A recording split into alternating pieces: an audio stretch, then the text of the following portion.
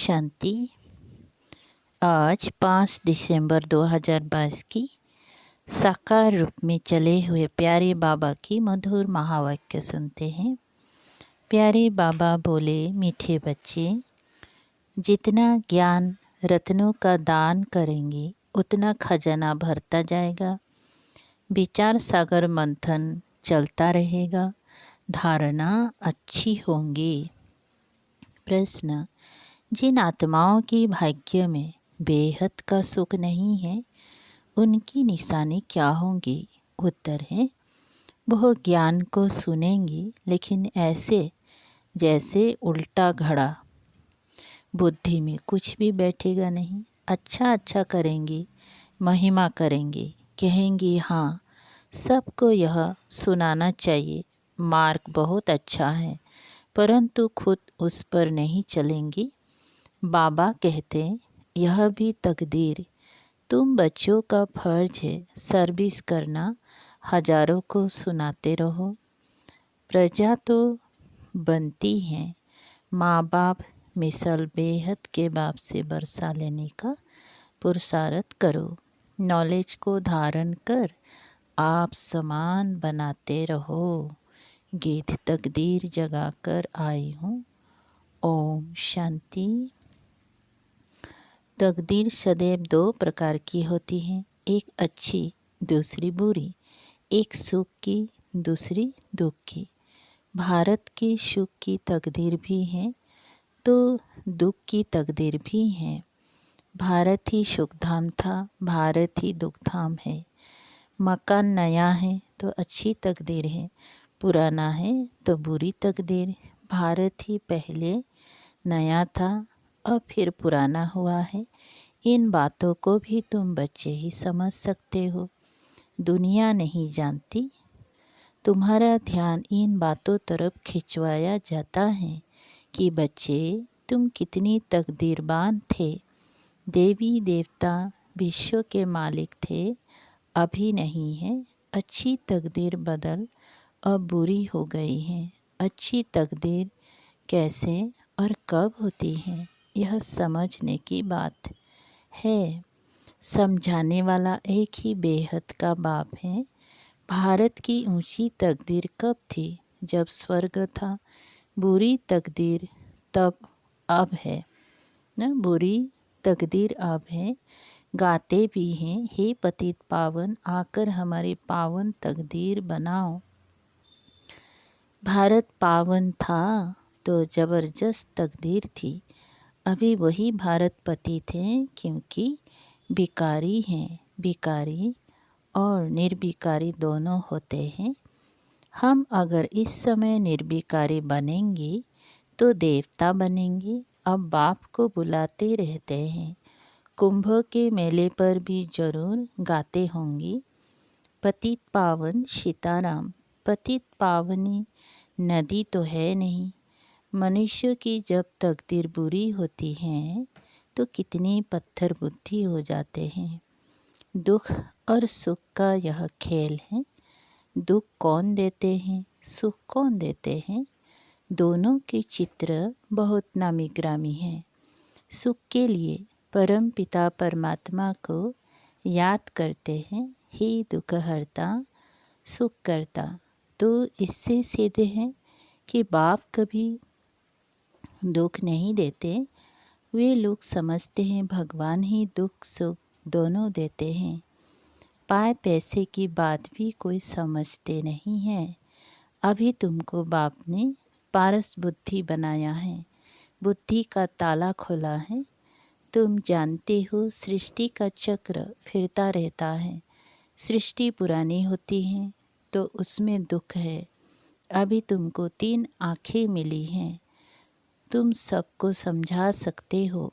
जबकि गाते हो पतित पावन आओ, फिर नदी पर क्यों आकर बैठे हो। ये यज्ञ तप आदि करना, वेद शास्त्र आदि पढ़ना सब भक्ति मार्ग है। बाप कहते हैं मैं इनसे नहीं मिलता हूँ। जब तुम्हारी भक्ति पूरी होती है तब मैं आकर सद्गति देता हूँ। युग का भी ज्ञान चाहिए, पावन बनने के लिए भी ज्ञान चाहिए। शास्त्र पढ़ने से तो पावन बनने की कोई बात नहीं। विवेक कहता है, भारत जब पावन था, संपूर्ण निर्विकारी था, तब धनवान भी बहुत थे। ऐसा धनवान और पवित्र किसने बनाया? क्या गंगा स्नान करने से बने या शास्त्रों को पढ़ने से बने? ये तो तुम करते ही आए हो, फिर भी पुकारते हैं कि हे पतित पावन आओ। जब पतित दुनिया का समय पूरा होगा, तभी पतित पावन बाप आकर स्वर्ग की स्थापना करेंगे। पावन दुनिया है सतयुग, पतित दुनिया है कलयुग। यह कोई समझते नहीं है कि पतित पावन एक ही परमात्मा है। गाते हैं पतित पावन सीताराम, उसका अर्थ भी बाप ही समझाते हैं कि सभी सीताओं का राम एक ही परमात्मा है। कहते हैं सबका दाता राम। दाता क्या, यह भी नहीं समझते हैं। बाप समझाते हैं सबका दाता राम तो एक निराकार ही है। बुद्धि को बिल्कुल ताला लगा हुआ है, बुद्धि में बैठता ही नहीं है। सतयुग में सब पारस बुद्धि है, नाम ही है पारसनाथ, पारसपुरी। तुम बच्चे भी इस समय पारसनाथ बनते हो। आत्मा गोल्डन एज बनती है, अभी आयरन एज बुद्धि है। गोल्डन एज बुद्धि सुख उठाते हैं, आयरन एज बुद्धि दुख उठाते हैं। मनुष्य 20 के पीछे हैरान होते हैं। पवित्र बनने में देखो कितना हंगामा करते हैं। गाया भी हुआ है कंस, जरासंधी, दुशासन, पूतना, सुवर्णखा। यह सब पास्ट की बातों का गायन है। जरूर संगम युग का ही गायन है। हर बात संगम की ही गाई जाती है। बाप कहते हैं मैं भी पतितों को पावन बनाने एक ही बार आता हूँ। तुम जानते हो कि बाबा का धंधा ही है पतितों को पावन बनाना। बाप रचयिता है तो जरूर नई रचना ही रचेंगे। रावण है पतित बनाने वाला, बाप है पावन बनाने वाला।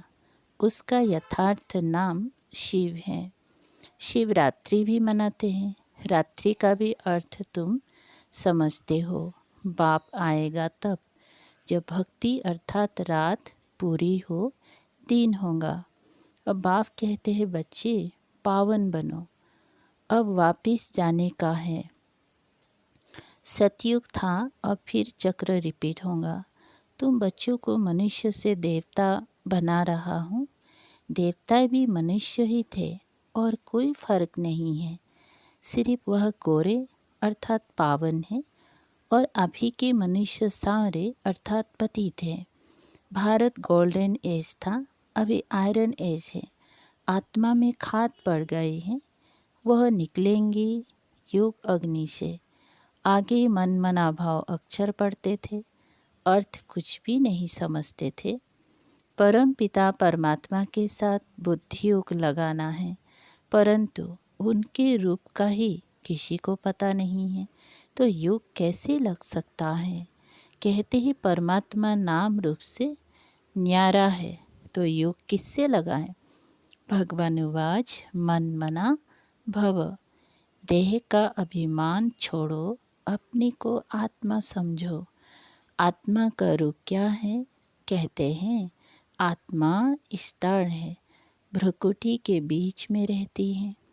तो आत्माओं का बाप भी ऐसा ही होगा। उनको फिर नाम रूप से न्यारा कहते हैं।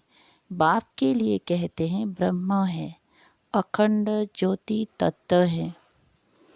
ब्रह्म तो बेअंत हो गया, जैसे आकाश का अंत नहीं पा सकते। अच्छा, कोई करके अंत पा भी लेवे, परंतु उससे मुक्ति, जीवन मुक्ति तो कोई को मिलती नहीं है। मुक्ति, जीवन मुक्ति का अर्थ भी तुम बच्चे ही समझते हो। दुनिया तो कुछ भी नहीं जानती। गाते भी है ज्ञान का सागर, मनुष्य सृष्टि का बीज रूप है। सत्य है, चैतन्य है, पतित पावन है तो जरूर पतित दुनिया में आएंगी, तुम समझाते हो। जब ज्ञान है तो भक्ति हो ना सके। ज्ञान है दिन, सतयुग त्रेता, भक्ति है रात। ज्ञान का सागर परम पिता परमात्मा है, ना कि पानी। यह सबको समझाना है। सारे भारत को कैसे पैगाम देना है, उनके लिए बाबा अच्छी अच्छी युक्तियाँ समझाते रहते हैं। मेला तो वास्तव में आत्मा और परमात्मा का ही गाया हुआ है।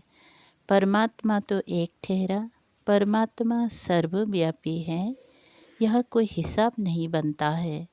बाप ही आकर सबको दुख से छुड़ाते हैं। दुख में सिमरन सब करते हैं, कितनी रड़ियाँ मारते हैं। पूछो ये कब से करते आए हो? कहते हैं परंपरा से। फिर पावन तो कोई हुए नहीं और पतित होते गए। तुम्हारी बुद्धि में अब सारा ज्ञान भरा हुआ है। ज्ञान को कहा जाता है ब्रह्मा का दिन, विष्णु का दिन नहीं कहते, क्योंकि ज्ञान अभी ही मिलता है। दिन प्रतिदिन पॉइंट्स रिफाइन निकलती जाती हैं। जीवन मुक्ति है भी सेकंड की बात। फिर कहते हैं ज्ञान का सागर है, कितना भी लिखते जाओ अंत नहीं आएगा। बाप जब समझा कर पूरा करते हैं तो फिर इम्तिहान भी पूरा हो जाता है।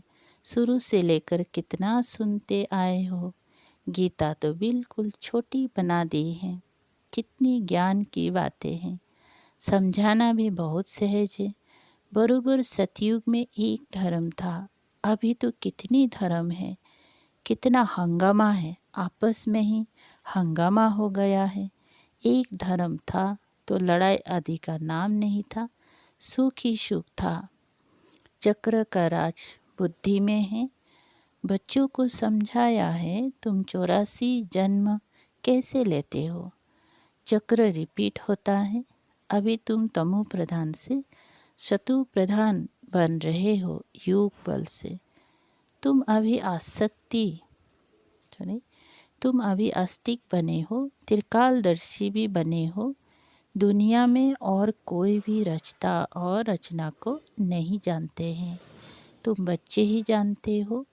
परंतु धारणा कर औरों को नहीं समझाते हैं तो पॉइंट्स भूल जाती हैं। एक माल बुद्धि में नहीं बैठता है तो दूसरा कैसे बैठेगा। दान देते जाएंगे तो खजाना भरता जाएगा। विचार सागर मंथन चलता रहेगा। किसी को कैसे समझाए। भक्ति की महिमा तब है जब ज्ञान नहीं है। जो सर्विस पर है उन्हों की बुद्धि में नशा रहता है। नंबरवार तो है ही। महारथी वो जो दूसरों को आप समान बनाते रहते हैं, नॉलेज धारण करते हैं, पद भी उनको ऐसा मिलता है। यह मेहनत सारी गुप्त है। तुम बाप के बने हो तो समझते हो बाप से जरूर स्वर्ग का वर्षा मिलेगा। वहाँ रावण होता नहीं। रावण का राज्य ही अलग है, राम राज्य अलग है। तुम बच्चे अभी समझते हो कि रामायण भागवत आदि में सब इस समय की बातें हैं, गुड़ियों का खेल है। बाप समझाते हैं इस समय सारा झाड़ तमो प्रधान है, खत्म होने का है।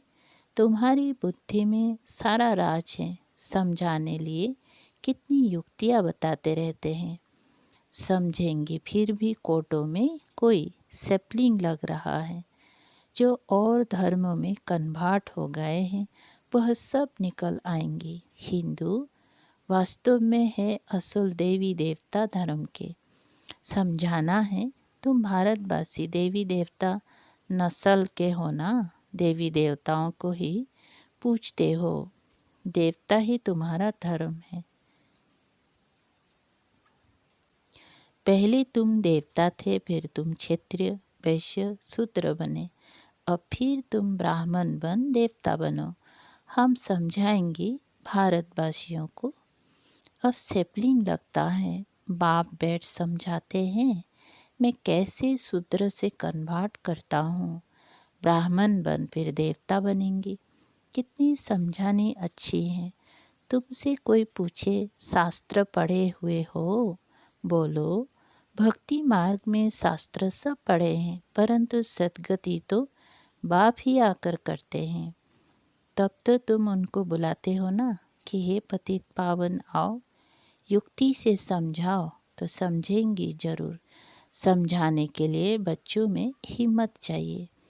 ड्रामा तुमसे सर्विस कराएगा, ऐसा देखने में आता है। कल पहले भी इसने इतना पुरुषार्थ कर यह पद पाया। बाबा से वर्षा पाने का पुरुषार्थ पूरा करना है। जबकि बाप का वर्षा मिलता है तो हम रावण के बरसे को हाथ क्यों लगावे? क्यों ना मीठे बन जाए? सर्वगुण संपन्न बनना है। यह है राजयोग, नर से नारायण बनने का, अर्थात राजाई पाने का योग। बाप कहते हैं, मैं कल्प कल्प कल्प के संगम युग पर आता हूँ। यह है चढ़ती कला का युग, बाकी सब है उतरती कला के युग। उतरती कला और चढ़ती कला होती है। यह चक्र बुद्धि में रहना चाहिए। बाप बैठ आत्माओं तो बच्चों से बात करते हैं कि मुझे याद करो, यह अंतिम जन्म पतित नहीं बनो तो मैं तुमको विश्व का मालिक बनाऊंगा। क्या तुम मेरी नहीं मानेंगी? फिर तो बेहद का सुख भी तुम पा नहीं सकेंगी। तुम यह जन्म तो पवित्र बनो। मैं गारंटी करता हूँ तुमको विश्व का मालिक बनाऊंगा ना, 100%। बाप की भी नहीं मानेंगे क्या? जो फूल बनने वाला होगा उनको झट तीर लगेगा। भाग्य में नहीं होगा तो सुनेगा, ऐसे जैसे उल्टा घड़ा। परदेसनी में तुम कितनों को समझाते हो, अच्छा अच्छा करते हैं, कहेंगी मार्ग सहज है, परंतु खुद कुछ भी करेंगी नहीं, सिर्फ महिमा की। औरों को कहा अच्छा है, परंतु खुद चलना नहीं है, इससे क्या हुआ? कहेंगे तकदीर में नहीं है। ऐसे ऐसे प्रजा में आ जाएंगी। परंतु बच्चों में सर्विस का शौक होना चाहिए। हजारों को सुनाना पड़े। बेहद के बाप से वर्षा लेने के लिए माँ बाप मिशल पुरुषार्थ करना चाहिए। अच्छा, मीठे मीठे सिकलधे बच्चों प्रति माता पिता बाप दादा का याद प्यार और गुड मॉर्निंग। रूहानी बाप की रूहानी बच्चों को नमस्ते। हम रूहानी बच्चों की रूहानी बाप दादा को याद प्यार, गुड मॉर्निंग और नमस्ते नमस्ते। शुक्रिया बाबा, थैंक यू बाबा। धारणा के लिए मुख्य सार नंबर पहला है, बाप से पूरा वर्षा लेने के लिए अति मीठा सर्वगुण संपन्न है। रावण के वर्षे को हाथ नहीं लगाना है। नंबर दूसरा, नॉलेज को धारण कर रूहानी नशे में रहे सर्विस करनी है। बेहद का सुख पाने के लिए बाप की हर राय को मानकर उस पर चलना है। वरदान है, अटेंशन की विधि द्वारा माया की छाया से स्वयं को सेफ रखने वाले हलचल में अचल भव। विस्तार है, वर्तमान समय प्रकृति की तमोगुणी शक्ति और माया की सूक्ष्म रॉयल समझदारी की शक्ति अपना कार्य तीव्र गति से कर रही है। बच्चे प्रकृति के विकराल रूप को जान लेते हैं, लेकिन माया के अति सूक्ष्म स्वरूप को जानने में धोखा खा लेते हैं, क्योंकि माया रंग को भी राइट अनुभव कराती है, महसूसता की शक्ति को समाप्त कर देती है, झूठ को सच सिद्ध करने में होशियार बना देती है। इसीलिए अटेंशन शब्दों को अंडरलाइन कर माया की छाया से स्वयं को सेफ रखो और हलचल में भी अचल बनो स्लोगन है। हर संकल्प में उमंग उत्साह हो तो संकल्पों की सिद्धि हुई पड़ी है। अच्छा, ओम शांति।